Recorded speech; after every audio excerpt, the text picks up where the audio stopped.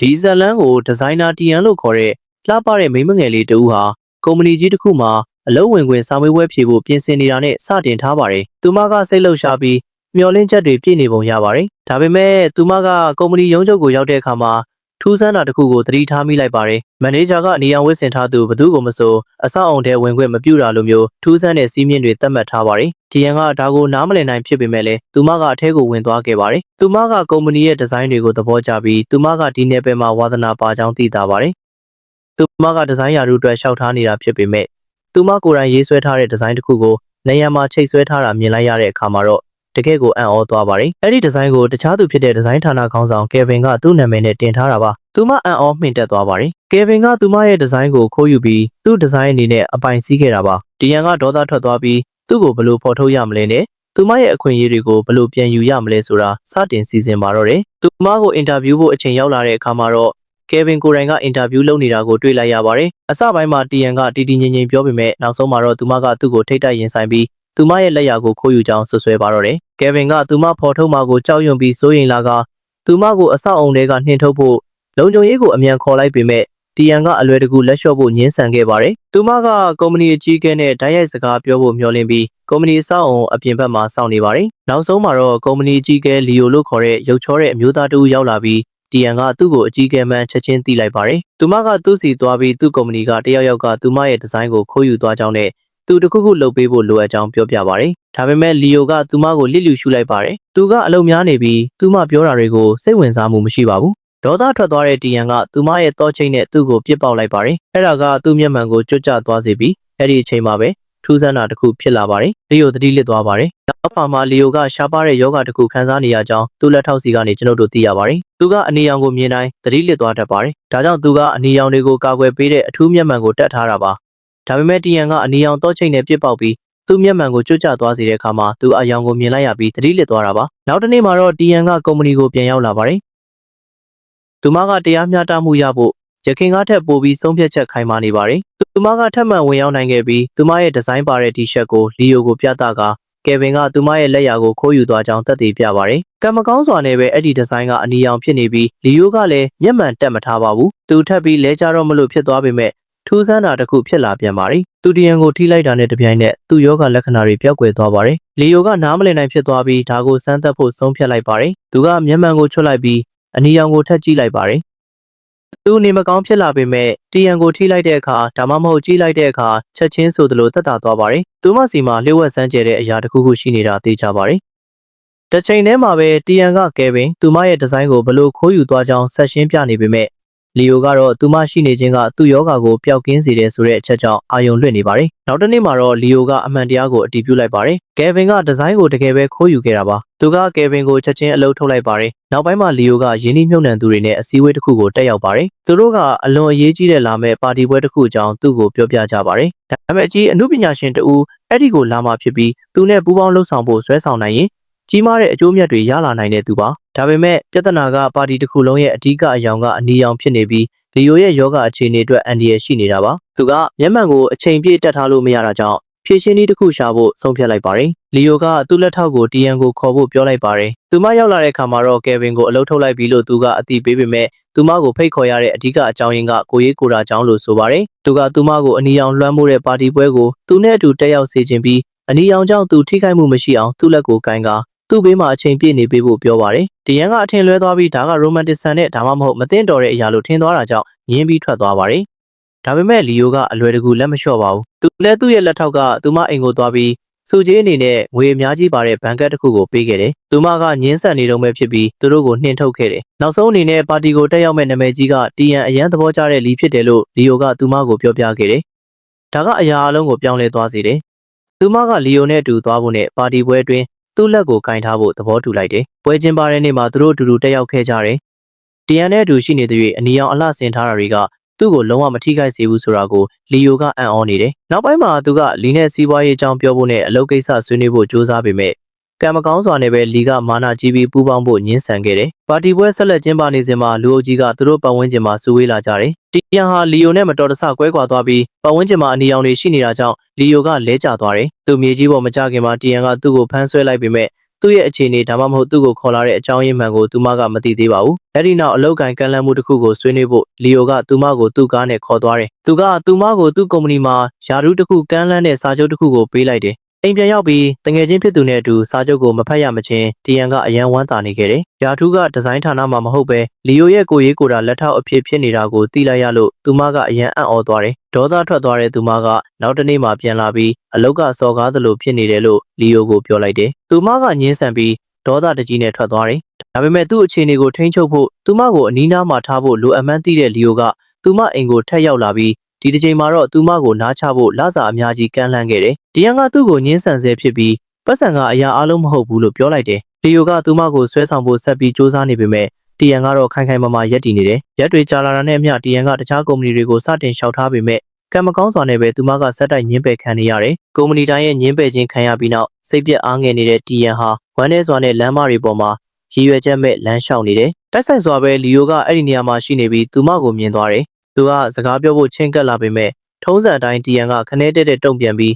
းသူမနောက်ကိုလိုက်မနေဖို့ပြောလိုက်တယ်။သူကကိုရေးကိုတာလက်ထောက်ယာတူကိုသူမကိုထပ်ပြီးကမ်းလှမ်းလာတဲ့အခါသူမကိုသူ့စီမှာအလုပ်လုပ်ဖို့ဖိအားပေးနေတဲ့လီယိုကြောင့်တခြားကုမ္ပဏီတွေကသူမကိုညှင်းပယ်နေတာဖြစ်နိုင်တယ်လို့သူမကစတင်တန်တရားဝင်လာတယ်။သူမရဲ့ယူဆချက်ကမှားနေပေမဲ့သူမကသူ့ကိုဒေါသတကြီးနဲ့အော်ဟစ်ပြီးထွက်သွားကသူ့ရဲ့မျက်မှန်ကိုမြေကြီးပေါ်ပြုတ်ကျသွားစေတယ်။လီယိုကတော့ဇဝေဇဝါနဲ့အံ့ဩစွာကြံ့ရစ်ခဲ့တယ်။ရုတ်တရက်အနေရောင်ကားတစ်စီးဖြတ်သွားတာကြောင့်သူ့ရဲ့ယောဂအခြေအနေအရသူသတိလစ်သွားတယ်။တီယန်ကသူ့လဲကျသွားတာကိုမြင်တော့ကူညီဖို့ပြေးသွားပြီးနောက်ဆုံးမှာသူ့ကိုဆေးရုံပို့ပေးခဲ့တယ်။သူအဆင်ပြေချောင်းတေချာပြီးနောက်တီယန်ကထွက်သွားဖို့ပြင်ဆင်လိုက်တယ်။ဒါပေမဲ့သူမထွက်သွားမဲ့အချိန်မှာလီယိုရဲ့လက်ထောက်ကသူနာပြုတ်တယောက်ကိုသူ့ရဲ့အခြေအနေအကြောင်းရှင်းပြနေတာကိုကြားလိုက်ရတယ်။အဲ့ဒီချိန်မှာပဲတီယန်ကလီယိုရဲ့လျှို့ဝှက်ချက်ကိုသိသွားတယ်။သူ့မှာအနေရောင်နဲ့ပတ်သက်ပြီးပြင်းထန်တဲ့ပြဿနာတစ်ခုရှိနေတယ်။သူမကသူတို့ရဲ့အတိတ်ကကြုံတွေ့ခဲ့ရတာတွေကိုပြန်လည်မှတ်မိလာပြီးသူမရှိနေခြင်းကသူ့အတွက်ကုသစေတစ်ခွက်လိုဖြစ်နေတာကြောင့်လီယိုကသူမကိုလိုအပ်နေတာဖြစ်ကြောင်းနားလည်သွားတယ်။ဒီအချက်ကိုအတည်ပြုဖို့တီယန်ကအနီရောင်မိတ်ကပ်ကိုလိမ့်ပြီးလီယိုရဲ့အခန်းထဲကိုပြန်ဝင်သွားတယ်။သူမကိုမြင်လာတဲ့တပြိုင်နက်သူခေါင်းမူလာတာကြောင့်သူမရဲ့ယူဆချက်ကိုအတည်ပြုပေးလိုက်တယ်။အခုအခါအရာအလုံးကိုသူမသိသွားပြီလို့တီယန်ကသူ့ကိုပြောပြလိုက်တယ်။သူတို့နှစ်ယောက်စကားပြောဖို့ထိုင်လိုက်ကြပြီ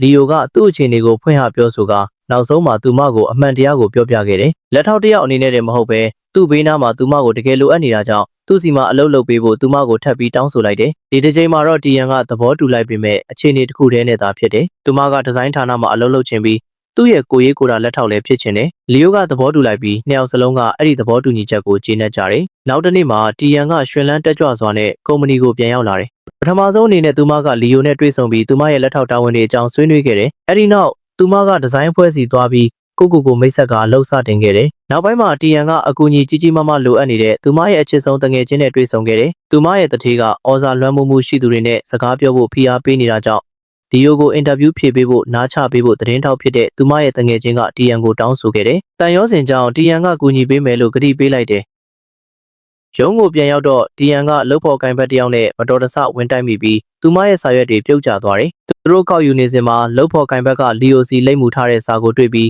TNC ကရီးစားစာလို့အထင်လွဲသွားတယ်။တကယ်တော့အဲ့ဒါကအင်တာဗျူးလုပ်ဖို့တောင်းဆိုစားတာဖြစ်တယ်။လှုပ်ဖော်ကိုင်ဘက်ကရုံးထဲမှာအတင်းဖြန့်လိုက်လို့မကြခင်မှာလီယိုအပါဝင်လူတိုင်းကတီယန်သူ့ကိုသဘောကျနေတယ်ဆိုတာကြားသွားကြတယ်။ချော်မောပြီးမာနနည်းနည်းကြီးတဲ့လီယိုကတီယန်သူ့ကိုဖွင့်ပြောဖို့ရီးစားစာရေးတာလို့ထင်ပြီးချက်ချင်းယုံသွားတယ်။ဂျလက်အနေနဲ့သူမကအချစ်ကိုဖွင့်ရတော့မယ်လို့ထင်ပြီးသူကသူမကိုစတင်ရှောင်ဖယ်နေတော့တယ်။အဲ့ဒီအချိန်မှာတီယန်ကအင်တာဗျူးအကြောင်းပြောဖို့သူ့နောက်လိုက်နေပေမဲ့သူကတော့သူမရီးစားစကားပြောဖို့လိုက်နေတယ်လို့ထင်နေတယ်။နောက်ဆုံးတော့ကားထဲမှာသူ့ကိုတွေ့သွားပြီးသူမကအရေးကြီးကိစ္စဆွေးနွေးစရာရှိတယ်လို့ပြောတယ်။သူမမရှင်းပြရသေးခင်မှာလီယိုကစကားဖြတ်ပြောပြီးသူကသူမကိုစိတ်ဝင်စားတဲ့အတွက်သူတို့အတူရှိလို့မရနိုင်ဘူးလို့ညင်းလိုက်တယ်။တီယန်ကရေချလိုက်ပြီးသူကသူမအကြိုက်တောင်မဟုတ်ဘူးလို့လှောင်ပြောင်လိုက်တယ်။ပြီးတော့သူမကစာကိုပြလိုက်ပြီးအဲ့ဒါကချစ်ခွင့်ပန်စာမဟုတ်ပဲအင်တာဗျူးတောင်းဆိုစာလို့ရှင်းပြတယ်။လီယိုကအလွန်ရှက်သွားပြီးသူ့မာနာထိခိုက်သွားတယ်လို့ခံစားလိုက်ရတယ်။ဒေါသလျောက်သူကအင်တာဗျူးလုပ်ဖို့ညင်းဆိုလိုက်တယ်။ဒါပေမဲ့နောက်တစ်နေ့ရုံးမှာဝန်ထမ်းတွေကပါတီမှာတွေ့ခဲ့တဲ့နာမည်ကြီးအမှုပညာရှင်လီကိုချီကျူးနေတာကြားတော့သူစိတ်ပြောင်းသွားတယ်။ဘာပဲဖြစ်ဖြစ်ဒီအင်တာဗျူးကသူ့ကိုမဂ္ဂဇင်းမျက်နှာဖုံးမှာပါလာစေမှာဖြစ်တယ်။သူကဆက်လုပ်ဖို့ဆုံးဖြတ်လိုက်တယ်။သူကတီယန်ရဲ့အချစ်ဆုံးတငယ်ချင်းနဲ့တူထိုင်ပြီးအင်တာဗျူးကိုအောင်မြင်ပြီးဆုံးသွားတယ်။အဲဒီနေ့ညနေမှာတီယန်ကလက်ထောက်တာဝန်အတွက်လီယိုရဲ့ကားထဲကိုဝင်လာတယ်။သူညီဂျွန်ခီးကပြန်လာတာကိုဂုဏ်ပြုဖို့ပစ္စည်းတွေဝယ်ရမယ်လို့သူကသူမကိုပြောတယ်။သူတို့အတူတူဈေးဝယ်ထွက်ပြီးအရာအလုံးကိုပြင်ဆင်ကဂျွန်ကိုအိမ်မှာအံ့ဩသွားအောင်လုပ်လိုက်ကြတယ်။မြို့ကိုနှစ်ယောက်ပြန်ဆုံတွေ့ကြပြီးလီယိုကသူ့ကိုတီယန်နဲ့မိတ်ဆက်ပေးတယ်။အဲဒီနေ့လေးကချိုမင်းစွာနဲ့ပြီးဆုံးသွားတယ်။ နောက်တစ်နေ့အလုံးမှာသူမနဲ့သူမအဖွဲ့ယာရုတိုးခံရပြီးအရေးကြီးတဲ့ project အသစ်တာဝန်ပေးခံရတာကိုတီယန်သိလိုက်ရတယ်။အဲ့ဒီအချိန်မှာသူမကသူ့လက်ထောက်အနေနဲ့လီယိုနဲ့အတူအချိန်တွေအများကြီးဆက်ဖြတ်တန်းနေတယ်။ဒါပေမဲ့ design project မှာပို့ပြီးပါဝင်လာတဲ့အခါသူမရဲ့အသက်မွေးဝမ်းကြောင်းကိုဦးစားပေးဖို့လိုတယ်လို့တီယန်သဘောပေါက်လာတယ်။သူမက design တာဝန်တွေကိုသာအာရုံစိုက်ပြီးလီယိုနဲ့သူ့ဖုန်းခေါ်ဆိုမှုတွေကိုစတင်လှစ်လျူရှုလာတယ်။သူမကအချိန်တွေကိုရှင်းပြဖို့နောက်ဆုံးမှာသူ့ကိုစကားပြောတဲ့အခါလီယိုကစိတ်ဆိုးသွားတယ်။သူမကအလုံးနှစ်ခုလုံးကိုမျှတအောင်လုပ်မယ်လို့သဘောတူထားကြောင်းသူကသူမကိုတတိပေးတယ်။တီယန်ကစိတ်ပြက်စွာနဲ့ထွက်သွားပြီးစိတ်ပိုင်းဆိုင်ရာပင်ပန်းနွမ်းနယ်မှုကိုခံစားရရင်အိမ်ပြန်သွားတယ်။တစ်ဖက်မှာတော့အိမ်မှာရှိနေတဲ့လီယိုစီကိုရုတ်တရက်တယောက်ယောက်လူခေါ်ခေါင်းလောင်းလာတီးတာတွေ့ရတယ်။သူတကားဖွင့်လိုက်တော့သူ့ကိုသဘောကျနေတာသိတာတဲ့သူ့ရဲ့ငယ်တငယ်ချင်းလီနာကိုတွေ့လို့အံ့ဩသွားတယ်။လီနာကသူ့အိမ်ကိုအလှဆင်ဖို့လက်ဆောင်အနေနဲ့ပကြီးကားတချို့ယူလာတယ်လို့လီယိုကိုပြောတယ်။သူမရှိနေတာကိုအဆင်မပြေဖြစ်တဲ့လီယိုက TNC အမြန်ဖုံးဆက်ပြီးဒီအခြေအနေကနေလာခဲ့ဖို့တောင်းဆိုလိုက်တယ်။ TN ကဒါကိုအခွင့်အရေးတစ်ခုအနေနဲ့မြင်ပြီးဒီဇိုင်းဌာနမှာအနှောက်အယှက်မရှိဆက်အလုပ်လုပ်ခွင့်ပေးရင်ကူညီမယ်လို့သဘောတူလိုက်တယ်။လီယိုကမတက်တာပဲလက်ခံလိုက်တယ်။TNရောက်လာတဲ့အခါသူမကသူ့ကိုအိမ်ရှင်းဖို့ကူညီပေးတယ်။သူမကအလှဆင်ပစ္စည်းတွေစီစဉ်ဖို့လေကားပေါ်တက်ပေမဲ့ဆင်းလာချိန်မှာခြေချော်သွားတယ်။လီယိုကအချိန်မီဖမ်းဆွဲနိုင်ခဲ့ပေမဲ့ပြောင်းဆန်သွားတဲ့ထဲတီယန်ကသူ့နှစ်ဖူးကိုမတော်တဆနမ်းမိသွားတယ်။အဲ့ဒါကသူတို့ကြားကချိုးမြင်ပေမဲ့အနေရခက်တဲ့အချိန်လေးဖြစ်ပြီးပိုဆိုးတာကစိတ်ထိခိုက်ပြီးအဆင်မပြေဖြစ်နေတဲ့လီနာရှိမှဖြစ်တယ်။နှစ်ဖူးကိုနမ်းမိတဲ့အနေရခက်မှုကြောင့်တီယန်ကရှက်ပြီးလီယိုရဲ့အိမ်ထဲကနေအမြန်ပြေးထွက်သွားကသူမပစ္စည်းတွေကိုမေ့ချန်ခဲ့တယ်။လီယိုကပစ္စည်းတွေပြန်ပေးဖို့သူမနောက်ကိုလိုက်သွားတယ်။သူပြန်လာတဲ့အခါအနီရောင်နှင်းစီပန်းစည်းကင်ထားတဲ့လူငယ်တယောက်ကိုတွေ့လိုက်တယ်။အံ့ဩစရာကောင်းတာကတီယန်လည်းသူ့အနားမရှိသူ့မျက်မှန်လည်းမတက်ထားပဲနဲ့လီယိုကအနီရောင်ကိုမြင်တာတောင်သတိလစ်မှသွားတာပဲဖြစ်တယ်။အဲ့ဒီအချိန်မှာပဲသူ့ယောဂါကနောက်ဆုံးတော့ပျောက်ကင်းသွားပြီဆိုတာသူ့သဘောပေါက်သွားတယ်။အယံဝမ်းသာသွားပြီးဒီအခါသမယကိုအောင်ပွဲခံဖို့သူကအနီရောင်နှင်းစီပန်းတွေနဲ့အိမ်ပြန်သွားတယ်။နောက်တစ်နေ့မှာလီယိုကသူ့ဆရာဝန်စီသွားပြီးအနီရောင်ကသူ့ကိုမတက်ရောက်နိုင်တော့ဘူးလို့ရှင်းပြတယ်။နောက်ဆုံးဖြစ်ရက်ကတီယန်ရဲ့အနမ်းဖြစ်တယ်လို့သူကပြောပြရာဆရာဝန်ကသူမရဲ့အနမ်းကသူ့ယောဂအခြေအနေကိုကောင်းမွန်စွာပြောင်းလဲစေခဲ့တာဖြစ်နိုင်တယ်လို့တန်တရားရှိသွားတယ်။လီယိုကအယံပျော်ရွှင်သွားပြီးအရင်ကသူမလုံနိုင်ခဲ့တာတွေအားလုံးကိုလုပ်ဖို့ဆုံးဖြတ်လိုက်တယ်။သူကတငယ်ချင်းနဲ့အပြင်ထွက်ပြီးသူ့ဘေးမှာအနီရောင်ပစ္စည်းတွေနဲ့ဝန်းရံကနှစ်ပေါင်းများစွာအတွင်းပထမဆုံးအကြိမ်လွတ်လပ်စွာဘဝကိုခံစားလိုက်တယ်။အရင်ကဘလို့မှတီးမခံနိုင်ခဲ့တဲ့အနီရောင်မြင်ကွင်းတွေအပြည့်ပါတဲ့အရှင်ဇာတ်ကားကိုကြည့်ဖို့ရုပ်ရှင်ရုံကိုတောင်သူသွားခဲ့တယ်။အလုပ်ပြန်ရောက်ချိန်မှာလီယိုကသူ့ညီကျွန်းကိုကုမ္ပဏီခေါ်လာဖို့ဆုံးဖြတ်ပြီးတင်းတော်တဲ့နေရာတစ်ခုပေးလိုက်တယ်။ဒါပေမဲ့ဂျွန်ကပြင်းရည်ပြီးတက်ကြွမှုမရှိတာကိုတွေ့ရတယ်။ဒီနေ့မှာလီယိုနဲ့တီယန်တို့အတူတူဒီဇိုင်းပြပွဲတစ်ခုကိုတက်ရောက်ခဲ့ကြတယ်။အဲ့ဒီမှာရှိနေတော့တီယန်ကထူးဆန်းတာတစ်ခုကိုသတိထားမိလိုက်တယ်။လီယိုကမျက်မှန်မပါဘဲအနီရောင်ဒီဇိုင်းတစ်ခုကိုတိုက်ရိုက်ကြည့်နေပေမဲ့နေမကောင်းမဖြစ်ဘူး။ဒါကအမှန်ပဲဆိုတာကိုသူမသိလိုက်ရတယ်။သူလုံးဝပျောက်ကင်းသွားပြီ။တီယန်ကသူ့အတွက်တကယ်ဝမ်းသာပေးပြီးအခုဆိုရင်ဒီဇိုင်းအလုပ်ကိုအပြည့်အဝအာရုံစိုက်နိုင်ပြီဖြစ်လို့ကိုရဲ့အရာရှိအလုပ်ကနေထွက်လို့ရပြီလို့ဆိုတယ်။ဒါပေမဲ့လီယိုကသူမရဲ့တုံ့ပြန်မှုကြောင့်စိတ်ပြတ်သွားတယ်။သူမကသူ့ကိုထားခဲ့ရမှာကိုဘာလို့ဒီလောက်တောင်ဝမ်းသာနေရတာလဲဆိုတ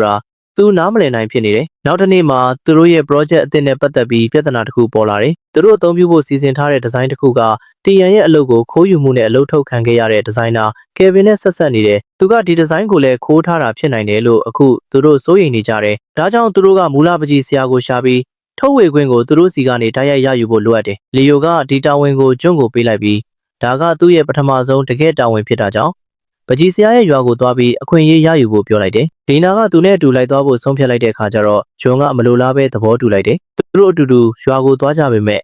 အဲ့ဒီကိုရောက်တဲ့အခါပကြီးဆရာကိုရှာဖို့ဒါမှမဟုတ်အသုံးဝင်တဲ့အချက်လက်တစ်ခုခုရဖို့အခက်တွေ့ကြတယ်။စိတ်ပြက်လာတဲ့အခါသူတို့စကားများကြပြီးရွာနာမည်ရေးထားတဲ့အထွတ်အမြတ်ထားရာရွာကြောက်တိုင်ကိုမတော်တဆဝင်တိုက်မိသွားတယ်။အစားကတော့သူတို့ကကိစ္စမရှိဘူးလို့ထင်ခဲ့ပေမဲ့ရုတ်တရက်ရွာသားတွေဒေါသတကြီးရောက်လာပြီးသူတို့ကိုဖမ်းကပျက်စီးသွားတဲ့ကြောက်တိုင်အတွက်ရော်ကြီးတောင်းကြတယ်။ဂျွန်ကအတွေ့အကြုံမရှိတာကြောင့်ရွာသားတွေကအခြေအနေကိုဖြေရှင်းဖို့လီယိုကိုလာခိုင်းကြတယ်။သူကတီယန်နဲ့အတူရောက်လာပြီးရွာလူကြီးနဲ့တွေ့ဆုံကတရားမျှတတဲ့ရော်ကြီးပေးပြီးဂျွန်နဲ့လီနာတို့ကိုပြန်လွှတ်ပေးဖို့ညှိနှိုင်းကြတယ်။အဲ့ဒီနောက်လီယိုကတီယန်နဲ့အတူပကြီးဆရာကိုရှာဖွေမဲ့တာဝန်ကိုလွှဲယူလိုက်တယ်။နောက်တစ်နေ့မှာတော့ပကြီးဆရာရဲ့အိမ်ကိုနောက်ဆုံးမှရှာတွေ့သွားပြီးသူ့ရဲ့ဒီဇိုင်းကိုအသုံးပြုခွင့်တောင်းဖို့တကားခောက်ကြတယ်။ဒါပေမဲ့ပကြီးဆရာကပူးပေါင်းမှုညှင်းဆန်တယ်။သူကသူတို့ကိုရေနဲ့တောင်ပတ်ပြီးထွက်သွားဖို့မောင်းထုတ်တယ်။တေချာတာကတော့လီယိုနဲ့တီယန်တို့ကလက်မလျှော့ကြဘူး။နောက်ဆုံးမှသူထွက်လာပြီးစကားပြောမယ်ဆိုတဲ့မျှော်လင့်ချက်နဲ့ပကြီးဆရာရဲ့အိမ်အပြင်ဘက်မှာစခန်းချကြတယ်။ဒီအချိန်အတွင်းမှာသူတို့ကသူတို့ရဲ့ဘဝတွေအကြောင်းအချင်းချင်းပွန့်ပွန့်လင်းလင်းပြောပြကြတယ်။သူမကိုကူးသားမှုတစ်ခုအနေနဲ့မလိုအပ်တော့ပေမဲ့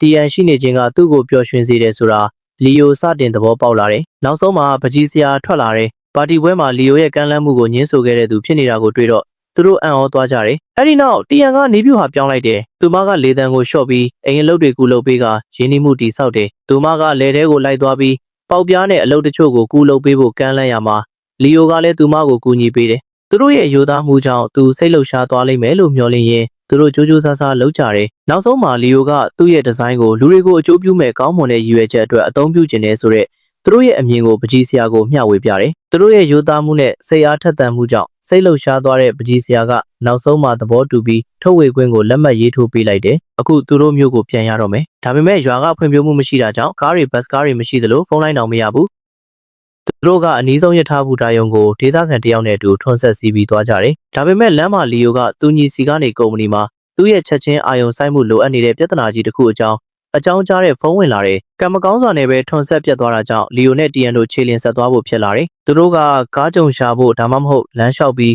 းဘူတာယုံကိုရောက်ဖို့ကြိုးစားကြပေမဲ့တောနယ်ထဲမှာလမ်းပြောက်သွားကြတယ်။ညဘက်ရောက်လာပြီးမိုးစရွာလာတဲ့အခါသူတို့ကစွန့်ပစ်ခံထားရတဲ့နေရာတစ်ခုမှာခိုလုံစရာရှာတွေ့ပြီးအဲ့ဒီမှာပဲညအိပ်ဖို့ဆုံးဖြတ်လိုက်ကြတယ်။သူတို့အတူတူစားတောက်ကြရင်ဘဝအကြောင်းတွေပြောကြပြီးကုမ္ပဏီကပြဿနာကိုလုံးဝမေ့သွားကြတယ်။လီယိုကတီယန်နဲ့အတူရှိနေတဲ့အချိန်လေးမှာအပြေအဝနင်မျောနေပြီးသူတို့ကြားမှာတကယ်ခန်းစားချက်တစ်ခုတိုးပွားလာတယ်လို့ခန်းစားနေရတယ်။နောက်တစ်နေ့မှာတော့နောက်ဆုံးမှာသူတို့ကုမ္ပဏီကိုပြန်ရောက်လာကြတယ်။လီယိုကပြဿနာကိုလွယ်လွယ်ကူကူဖြေရှင်းလိုက်ပြီးကုမ္ပဏီရဲ့ဂုဏ်သတင်းကိုမီဒီယာတွေမှာပြန်လည်ကောင်းမွန်လာစေတယ်။ကိစ္စတွေအကုန်ရှင်းလင်းသွားတဲ့အခါလီယိုကဒါဟာတီယန်အပေါ်ထားတဲ့သူ့ရဲ့စစ်မှန်တဲ့ခန်းစားချက်တွေကိုရှာဖွေဖို့အကောင်းဆုံးအချိန်ပဲလို့ခန်းစားလိုက်ရတယ်။သူကဒီအကြောင်းကိုသူ့ရဲ့လက်ထောက်နဲ့တိုင်ပင်ပြီးမေခွန်းနေမေကစဉ်းစားဆင်ခြင်နေတယ်။လီယိုတန်တရားဖြစ်နေတာကိုလက်ထောက်ကအတည်ပြုပေးလိုက်တယ်။သူချစ်မိနေတာကြောင့်တီယန်ကိုဖွင့်ပြောဖို့လီယိုကလက်ထောက်ကိုအကူအညီတောင်းတယ်။နောက်တစ်နေ့မှာတော့သူတို့အစီအစဉ်စတင်ပါပြီ။တီယန်ရုံးခန်းထဲဝင်သွားချိန်မှာလက်ဆောင်တွေနဲ့လီယိုရဲ့ပုံတွေအပြည့်ဖြစ်နေတာကိုတွေ့လိုက်ရတယ်။လီယိုကသူမနှလုံးသားကိုသိမ့်ပိုက်ဖို့ကြိုးစားနေမှမသိပဲ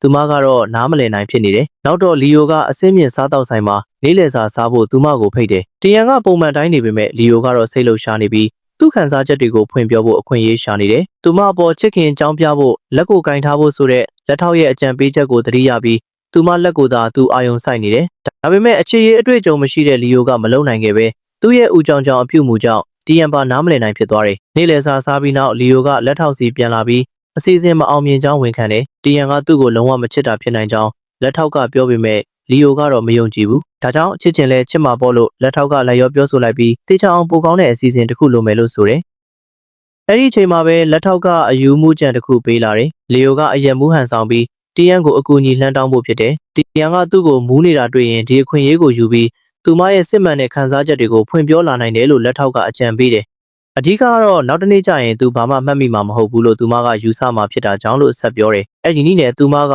သူ့ကိုချစ်မချစ်လီယိုသိနိုင်မှာဖြစ်တယ်။လီယိုကအစီအစဉ်အတိုင်းအယက်မူးဟန်ဆောင်လိုက်တယ်။ဆိုင်ကဝန်ထမ်းတဦးကိုတီယန်စီဖုန်းဆက်ခိုင်းပြီးသူ့ကိုအိမ်ပြန်ပို့ပေးဖို့အကူအညီတောင်းခိုင်းတယ်။တီယန်ရောက်လာချိန်မှာလီယိုကအိမ်ရောက်တဲ့အထိဘာမှမသိသလိုဆက်ပြီးဟန်ဆောင်နေတယ်။သူမကသူ့မူးပြောင်ကူညီပေးပြီးအရက်အချိန်ကြာစေဖို့တောက်စရာတစ်ခုခုတောင်တိုက်သေးတယ်။ဒါပေမဲ့လီယိုကအမူးပြေဖို့စိတ်မဝင်စားဘူး။သူ့ရဲ့တူဦးလေးသောရည်ရွယ်ချက်ကမူးဟန်ဆောင်ရင်သူမရဲ့ခံစားချက်တွေကိုသိကျင်တာပါ။သူမမှပြောချင်တာတစ်ခုခုရှိလားလို့သူကမေးပြီး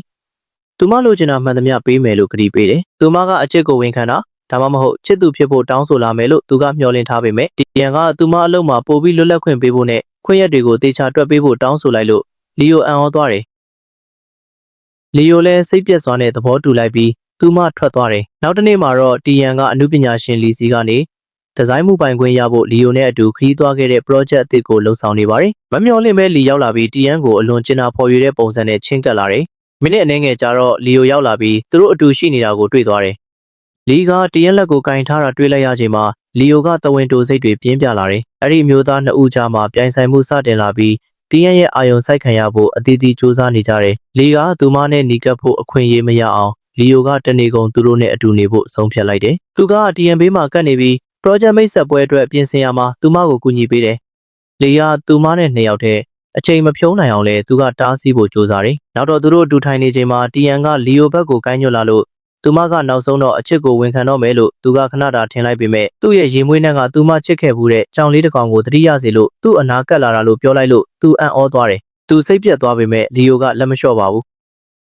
သူ့မအနာမှာဆက်နေပြီးသူ့ရဲ့သဘောကျမှုကပိုပြီးသိသာလာတယ်။တနေ့တာအကုန်ဆုံးချိန်မှာတော့တီယန်ကမထွက်သွားခင် လီနဲ့သွားရောက်စကားပြောတယ်။သူကသူမကိုလက်ဆောင်ပေးပြီးအံ့ဩစေခဲ့တယ်လို့သပင်ကိုထိမိလို့နီးပါအနှဲငယ်နီးကပ်လွန်လာတယ်။အဲ့ဒီအချိန်လေးမှာပဲလီယိုရောက်လာပြီးတိတိတတ်တာသဝင်တိုးစွာနဲ့သူမကိုဆွဲခေါ်သွားတယ်။လီကသူမကိုထိဖို့ကြိုးစားခဲ့တာကြောင့်သူနဲ့အတူမနေသင့်ဘူးလို့တီယန်ကိုသူကစူပူလိုက်တယ်။သူ့ကိုသူမသိလိုက်ပဲစိတ်လှုပ်ရှားစွာနဲ့တီယန်ဘားကိုလီယိုထိကင်မိသွားပြီးသူ့ရဲ့ရဲတင်မှုကြောင့်သူပါအံ့ဩသွားတယ်။အဲ့ဒီအချိန်လေးကသူတို့နှစ်ဦးလုံးအတွက်အနေခက်စရာဖြစ်ခဲ့တယ်။နောက်ပိုင်းမှာလီယိုကဖြစ်ပျက်ခဲ့တာတွေကိုသူ့လက်ထောက်ကိုပြောပြတယ်။သူမဘက်ကနေကာကွယ်ပေးနိုင်ခဲ့လို့သူပြောပေမဲ့လီကသူမနဲ့ပိုနီးစပ်ဖို့ဆက်ကြိုးစားနေတာကြောင့်သူဒေါသထွက်နေတယ်။နောက်တစ်နေ့မှာတော့လီယိုကသူ့တငယ်ချင်းနဲ့စကားပြောရင်းတီယန်ကိုချစ်နေပြီဆိုတာနောက်ဆုံးတော့ဝန်ခံလိုက်တယ်။အဲ့ဒီအချိန်မှာပဲတီယန်ကလီနဲ့အတူဂုံတိုက်ထဲလမ်းလျှောက်လာတာကိုတွေ့လိုက်ရတယ်။လီယိုလည်းလန့်သွားပြီးသူတို့မမြင်အောင်အမြန်ပုံးလိုက်က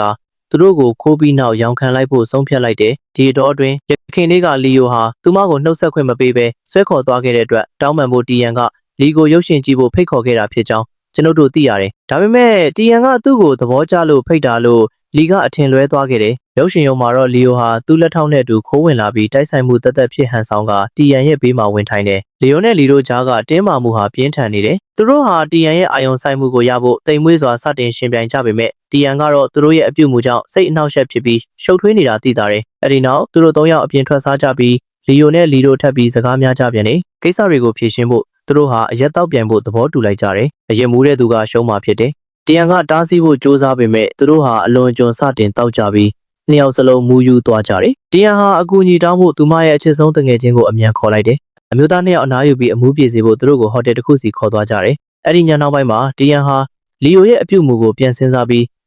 သူမကိုတကယ်ချစ်နေနိုင်တယ်လို့စတင်တန်တရားဝင်လာတယ်။ဒါပေမဲ့သူကဓာတ်ရိုက်မဖော်ပြဘူးတာကြောင့်သူမတေချာမသိဘူးဖြစ်နေတယ်။နောက်တစ်နေ့မှာလီယိုဟာအခြေအနေကိုသူ့လက်ထောက်နဲ့ဆွေးနွေးပြီးအစီအစဉ်အသစ်တစ်ခုကိုစဉ်းစားရရှိသွားတယ်။သူမရဲ့ခံစားချက်အမှန်ကိုဖော်ထုတ်နိုင်ဖို့မျှော်လင့်ပြီးလီယိုဟာတီယန်တဝန်တိုအောင်သူမရှိမှချစ်သူကောင်းမလေးရှိဟန်ဆောင်မှာဖြစ်တယ်။အဲ့ဒီနေ့မှာတီယန်ဘယ်မှာရှိမလဲဆိုတာကိုလီယိုကစုံစမ်းပြီးအရာအလုံးကိုတိုက်ဆိုင်မှုတစ်ခုလိုဖြစ်လာစေဖို့အခင်းချင်းကိုဖန်တီးလိုက်တယ်။တီယန်ဟာလီနဲ့တွေ့ဖို့အဲ့ဒီနေရာကိုသွားတယ်။ပြီးတော့လီယိုဟာသူ့ချစ်သူဟန်ဆောင်ထားတဲ့ကောင်းမလေးတစ်ယောက်နဲ့ရောက်လာတယ်။ချင်းနေကုန်းလွန်လာတာနဲ့အမျှလီယိုဟာတီယန်ကိုလှမ်းကြည့်နေပြီးသူမကပြုံးကလီစီကနေလက်ဆောင်ကိုလက်ခံလိုက်တာကိုမြင်တဲ့အခါစိတ်ပြက်လာတယ်။သူမကလီနဲ့အတူထွက်သွားတော့မယ့်အချိန်မှာပဲလီယိုကဝင်လာပြီးအရေးကြီးတဲ့ကိစ္စတစ်ခုပြောစရာရှိတယ်လို့သူမကိုပြောတယ်။သူအံ့ဩသွားတာကတီယန်ဟာတကယ်ပဲသဝင်တိုးနေသလိုမျိုးစိတ်အနှောက်အယှက်ဖြစ်နေပုံရတယ်။သူတို့ဟာစကားပြောဖို့ဘေးဖယ်သွားကြပြီးသူဘာလို့ချင်တာလဲလို့တီယန်ကသူ့ကိုမေးတယ်။အဲ့ဒီခါမှာလီယိုကသူ့ခံစားချက်တွေကိုဝန်ခံပြီးသူမကိုသဘောကျကြောင်းပြောပေမဲ့တီယန်ကသူ့ကိုမယုံကြည်ဘူး။သူဟာတခြားကောင်မလေးတစ်ယောက်နဲ့ထိုင်နေခဲ့တာကို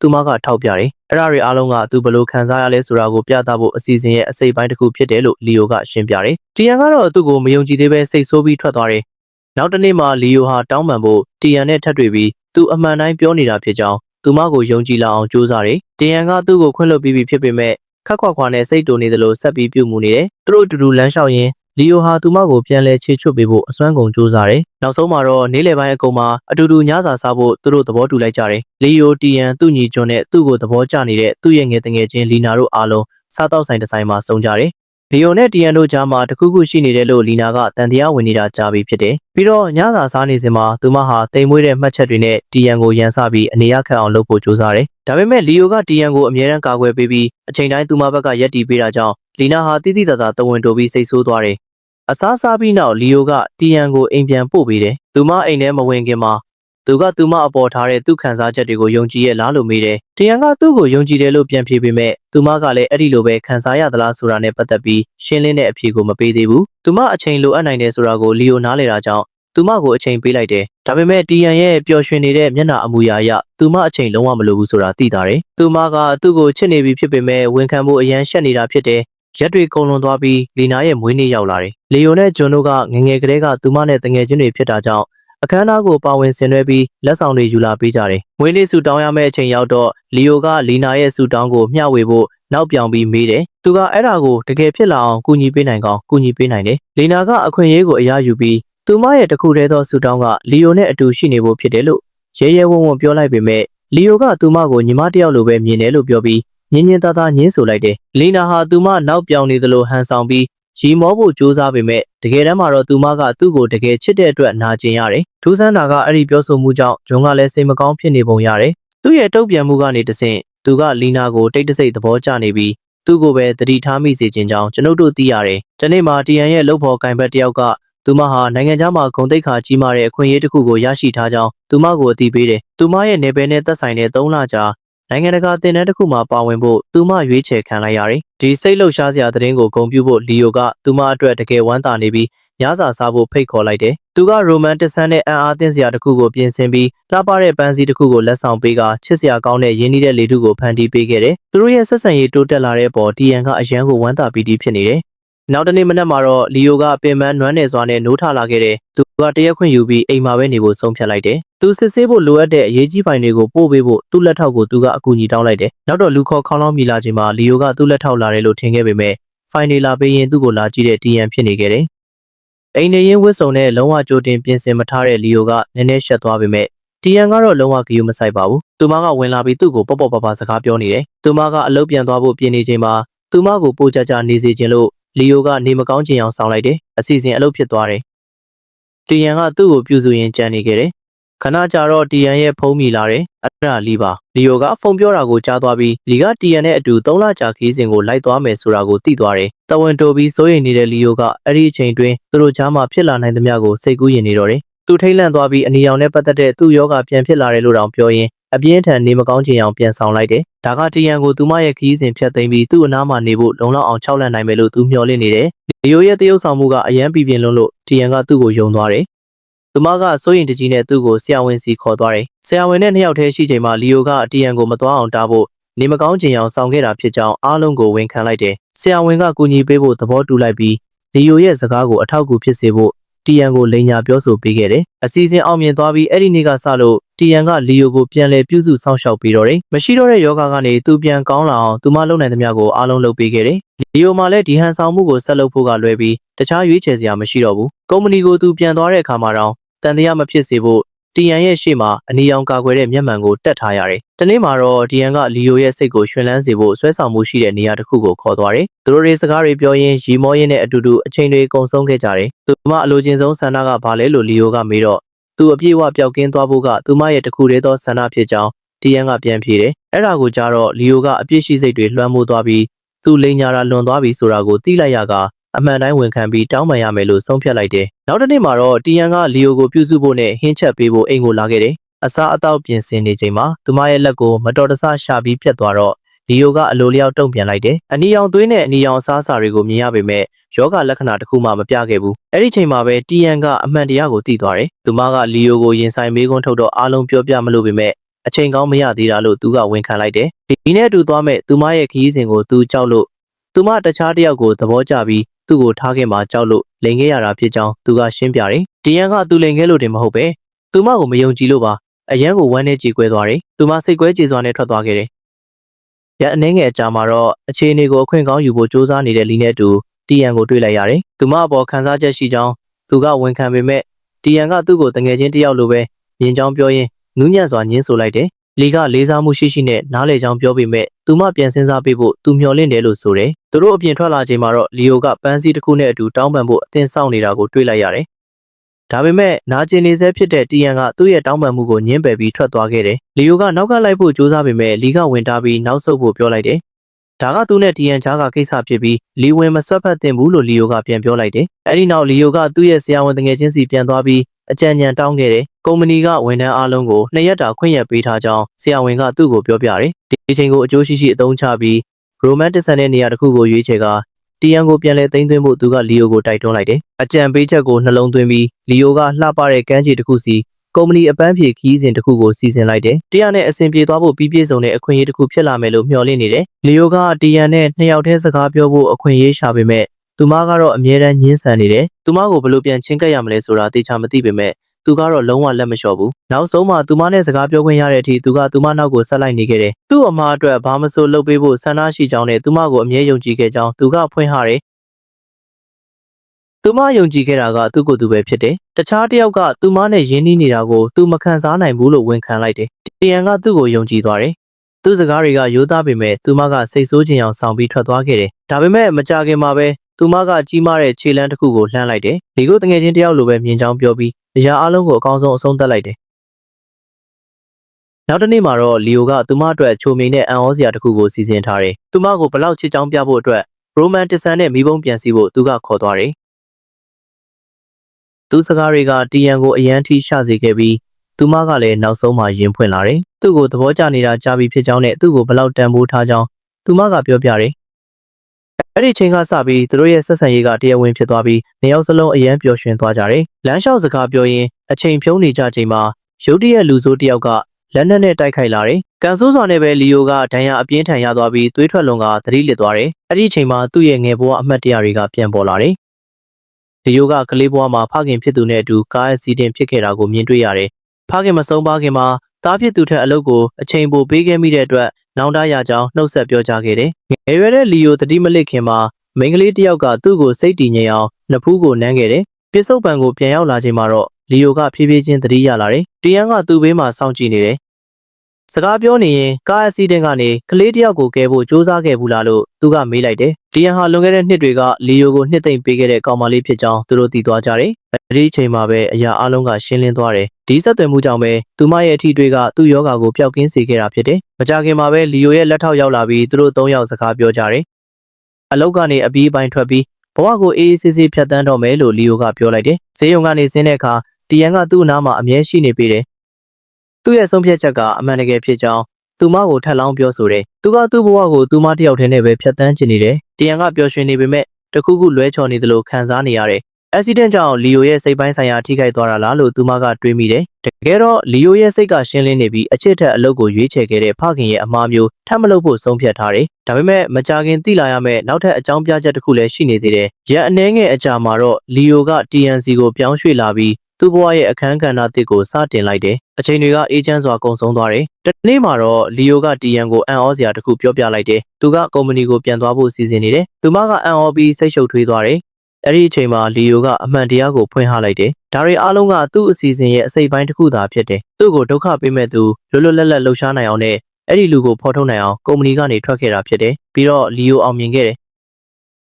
တရားခံဟာကုမ္ပဏီရဲ့အကြီးမားဆုံးယင်းနှိမ့်မြုပ်နှံသူတွေထဲကတစ်ယောက်ဖြစ်ကြောင်းသူရှာဖွေတွေ့ရှိခဲ့တယ်။အံ့ဩစရာကောင်းတာကအဲ့ဒီလူဟာတီယန်ရဲ့ဒီဇိုင်းကိုခိုးယူခဲ့တဲ့ဒီဇိုင်နာကယ်ဗင်နဲ့လျှို့ဝှက်ပူးပေါင်းနေခဲ့တယ်။ပြီးတော့လီယိုကိုတိုက်ခိုက်ပြီးဒဏ်ရာရအောင်လုပ်ခဲ့တဲ့သူကလည်းသူပဲဖြစ်တယ်။လီယိုကကုမ္ပဏီကိုပြန်သွားပြီးလီယိုရဲ့လက်ထောက်ကိုအကျဉ်းချုံရှင်းပြလိုက်တယ်။ယင်းနှိမ့်မြုပ်နှံသူတွေရဲ့မတင်ကားစရာလုပ်ရက်တွေကြောင့်ဖောက်သည်တွေကယုံကြည်မှုလျော့ကျသွားလို့ကုမ္ပဏီကအခုအခက်အခဲကြီးကြီးမားမားနဲ့ရင်ဆိုင်နေရတယ်။အရာအလုံးကိုဖြေရှင်းဖို့လီယိုကအစွမ်းကုန်စူးစမ်းခဲ့တယ်။အဲ့ဒီအချိန်မှာတီယန်ကလည်းသူမရဲ့အချစ်ကိုမေ့မထားခဲ့ဘူး။သူမကသူ့အတွက်အစားအသောက်တွေယူလာပေးပြီးအခြေအနေကိုစစ်ဆေးသလိုအနားယူဖို့လည်းတိုက်တွန်းခဲ့တယ်။အနားယူပြီးပျော်ရွှင်ဖို့အတွက်သူမကသူ့ကိုကစားကွင်းစီခေါ်သွားခဲ့တယ်။အံ့ဩစရာကောင်းတာကအဲ့ဒီပျော်ရွှင်စရာအချိန်လေးမှာလီယိုရဲ့စိတ်ထဲကိုအကြံဉာဏ်တစ်ခုဝင်လာခဲ့တယ်။ဒါကကုမ္ပဏီကိုကယ်တင်နိုင်မဲ့အလွန်ကောင်းမွန်တဲ့စီးပွားရေးဗျူဟာတစ်ခုဖြစ်တယ်။သူကအဲ့ဒါကိုအကောင့်ထဲပေါ်ဖို့အမြန်ပြန်သွားခဲ့ပြီးအဲ့ဒီအစီအစဉ်ကအလုပ်ဖြစ်ခဲ့တယ်။ဖောက်တယ်တွေရဲ့ယုံကြည်မှုကိုပြန်လည်ရရှိခဲ့တယ်။ကုမ္ပဏီကအမျက်ဆုံးများစွာရရှိခဲ့ပြီးလီယိုကအာဂတိလိုက်စားတဲ့ယင်းနှိမ့်မြုပ်နှံသူကိုရင်ဆိုင်ခဲ့တယ်။သူကသက်သေအထောက်အထားတွေနဲ့သူနဲ့ကယ်ဗင်တို့ကိုဖော်ထုတ်ခဲ့ပြီးကုမ္ပဏီကနေအပြီးတိုင်ထုတ်ပယ်ပစ်ခဲ့တယ်။အရာအလုံးဖြည့်ရှင်းပြီးသွားတဲ့အခါဘဝကပုံမှန်အတိုင်းပြန်ဖြစ်သွားတယ်။ဒါပေမဲ့ပျော်ရွှင်မှုကိုရှာတွေ့ခဲ့တာက